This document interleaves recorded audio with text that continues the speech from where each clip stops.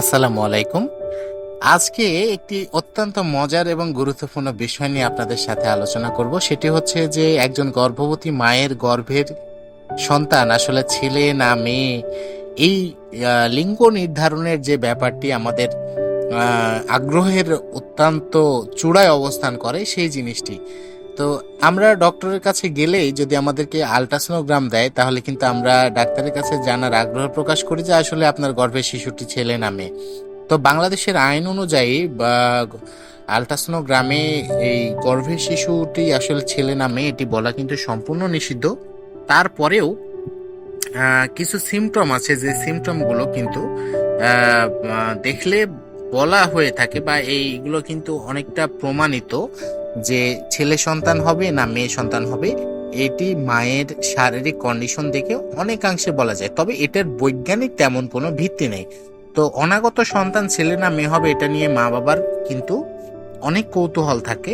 তো প্রচলিত কিছু লক্ষণের মধ্যে আমি প্রথম একটি লক্ষণ বলি, সেটি হচ্ছে বমির ধরন দেখে সন্তানের লিঙ্গ নির্ধারণ করা হয়। বয়স্করা অনেক সময় অন্তঃসত্ত্বা নারীদের বমির প্রবণতা দেখে বলে থাকেন সন্তান ছেলে না মেয়ে হবে। বিশেষ করে যদি কোনো অন্তঃসত্ত্বা নারীর সকালের দিকে বমির প্রবণতা বেশি হয়, তার অর্থ গর্ভে সন্তান কন্যা, অর্থাৎ কন্যা সন্তান হলে হরমোনের ক্ষরণটি কিন্তু বেশি হয়। তো আন্তর্জাতিক মেডিকেল জার্নাল দ্য ল্যান্সেটের এক গবেষণায় কিন্তু এই সত্যতাও কিন্তু পাওয়া গেছে। অর্থাৎ গবেষণায় বলা হয়েছে যে গর্ভে কন্যা সন্তান থাকলে হবু মায়েরা একটু বেশি বমি করেন বা বয়স্কদের ধারণার সঙ্গে কিছুটা মিলে যায়। 2 নাম্বার হচ্ছে গর্ভকালীন ত্বকের রং পরিবর্তন। নারীরা অন্তঃসত্ত্বা হওয়ার পর তাদের ত্বকে পরিবর্তন দেখা দেয়। বলা হয়ে থাকে গর্ভে কন্যা সন্তান বেড়ে উঠতে থাকলে নাকি মায়ের চেহারার সৌন্দর্য কমতে শুরু করে। আর পুত্র সন্তান থাকলে চেহারা উজ্জ্বল হয়। অনেকে বলে থাকেন ছেলে হলে মায়ের চুল লম্বা হয় আর মেয়ে হলে চুল পড়ে যায়।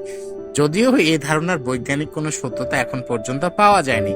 3 নাম্বার পয়েন্ট যেটি বলা হয়ে থাকে হবু মায়েদের খাওয়ার রুচি দেখে। বয়স্ক মানুষরা বা আগের মানুষেরা বলে থাকেন অন্তঃসত্ত্বা হওয়ার পর অনাগত সন্তান ছেলে না মেয়ে হবে তা বোঝা যায় হবু মায়েদের খাওয়ার রুচি। যদি নোনতা বা আচার খাওয়ার প্রবণতা বেশি থাকে তবে ধরে নেওয়া হয় ছেলে সন্তান হবে। অন্যদিকে মিষ্টি খাওয়ার প্রবণতা বেশি হলে বলা হয়ে থাকে মেয়ে সন্তান হবে। তো এই বিষয়টাও কিন্তু গবেষণা লব্ধ নয়।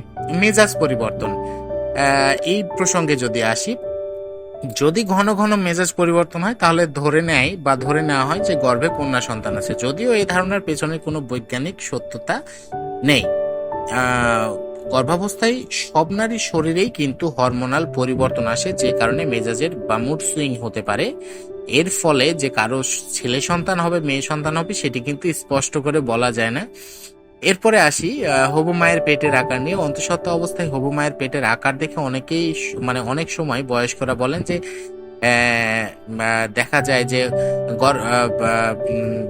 ভ্রূণের যে সন্তানের লিঙ্গের উপর মায়ের পেটের অবস্থাটা কিন্তু নির্ধারণ করে। পেটের আকার যদি বড় হয় তাহলে ছেলে আর ছোট হলে মেয়ে হবে। তো অনেকে এসব লক্ষণ দেখে ভুল ধারণা পোষণ করে থাকেন, যা হবু মায়েদের স্বাস্থ্যের উপরে কিন্তু প্রভাব ফেলতে পারে। তাই মানুষের কথা শুনে সন্তান ছেলে হবে না মেয়ে হবে তা নিয়ে মাথা ঘামানোই উচিত নয়। আপনার কামনা করা উচিত আপনার গর্ভের সন্তানটি যাতে অনাগত সন্তানটি যাতে সুস্থ স্বাভাবিকভাবে পৃথিবীতে ভূমিষ্ঠ হয় এবং তার যত্নার্থী সেটি সে যেই হোক না কেন একজন সুসন্তান হিসেবে সে যাতে প্রতিষ্ঠিত হয়।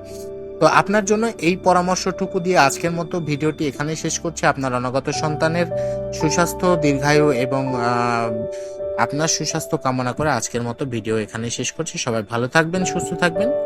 ধন্যবাদ। আল্লাহ হাফিজ।